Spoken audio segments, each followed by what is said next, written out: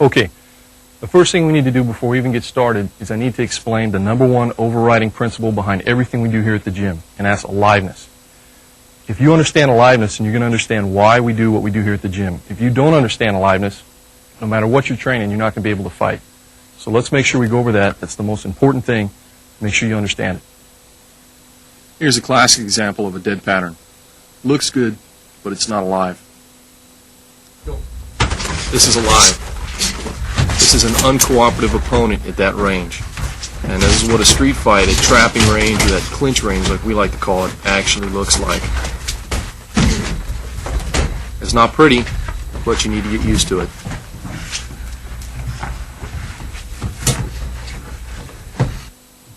Here's another dead pattern. It's a lock flow.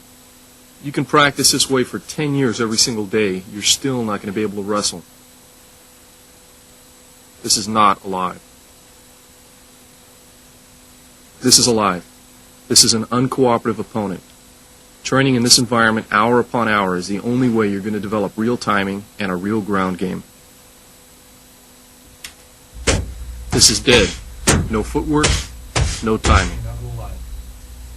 This is alive. There's footwork, motion, and there's some timing. In a real fight, your opponent's always going to be moving, so you want to train that way. Looking good static doesn't matter. Again, this is dead. No footwork, no timing. Rock 'em, sock 'em. Looks silly, but we're trying to make a point. This is alive. They've got footwork, they're moving around, and there's a sense of timing. This is still a drill, but it's a drill that's going to develop skill they'll actually be able to apply in a fight, and that's the difference between alive and dead training. Let's use another example. Okay, it's good, but he's swinging like this. Okay, nobody in a street fight's ever going to swing a stick at you like that. If he actually swings at me, it's going to be more like that. And this technique I just did, not going to work. If you get somebody mad at you in the street and you hand them a stick and they don't know anything about stick fighting, they're going to swing at you like that. If you give a baboon a stick, he's going to swing at you like that. Okay, so that's the kind of energy we want to work with. We don't want to work against somebody that's going to go like this. You can look as great as you want doing that. You can practice for 10 years. It's not going to help your stick fighting. Okay, let's review. Aliveness is made of 3 basic qualities. The first is energy. That means your training partner is giving you some kind of resistance, like an actual opponent would, swinging the stick away a real opponent would swing the stick, as an example. Or in this case, actually resisting an arm lock the way an actual opponent will. That's the kind of energy you want to train against in a street fight. The second quality is timing. It always has to have an intrinsic sense of timing, no matter what you're doing. Classic example is the difference in Brazilian Jiu-Jitsu between a really good, say, blue belt and a black belt. The blue belt may know all the same techniques as the black belt, verbatim. They may know everything the black belt knows, but there's still a huge expanse in skill, a huge difference. And that difference is the timing. The black belt's capable of executing his moves with the right timing, when it's appropriate.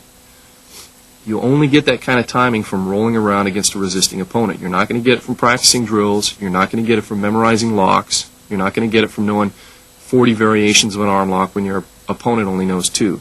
You're going to get that feel only from rolling around. It comes from experience and it comes from seasoning. That's the only difference, really, between a real good blue belt and a real good black belt.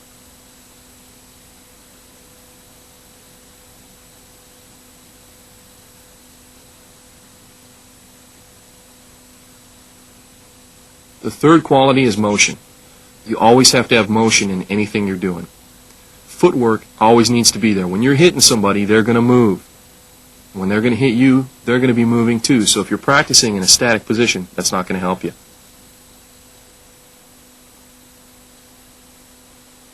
Okay, well hopefully you got a better idea of what aliveness is. That's pretty much an example of dead training versus training with aliveness. Dead patterns versus alive training against a realistic opponent who's feeding you the kind of energy that simulates what you might get in a street fight.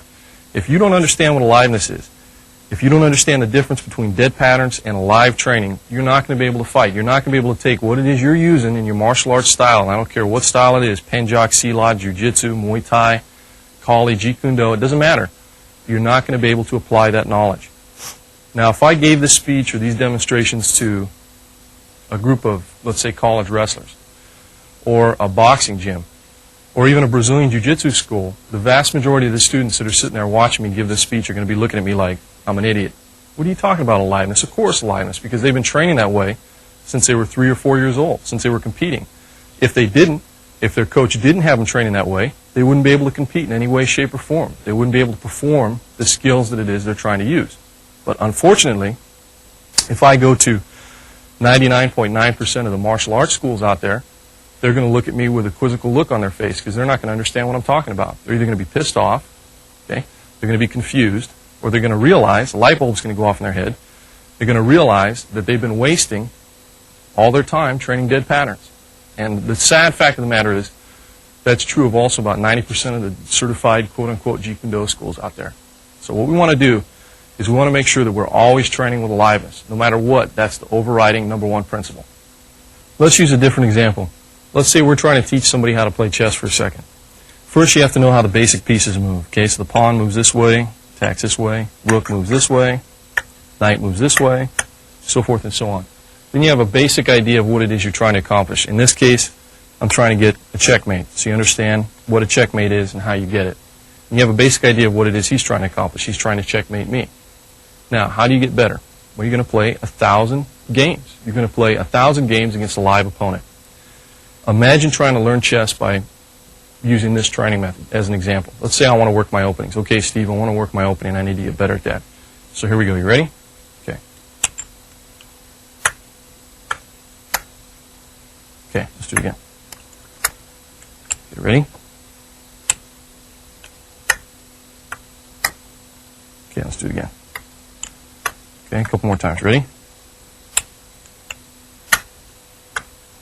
All right, again. Let's try again. I think another 65, 70 times I'll get it. Now, can you imagine trying to learn how to play chess using this training method? Unfortunately, a vast majority of martial artists, or a lot of martial artists, try and learn martial arts training this way. No matter how many times you repeat a dead pattern from a static position, you're not going to get any better at chess. Okay? I could do this 40,000 times and still my opening will never be any good because I'm not playing against a live opponent. Combat is no different. The idea of what we want to do at the Straight Blast Gym is we want to learn how all the pieces move at the various ranges you're at, the game.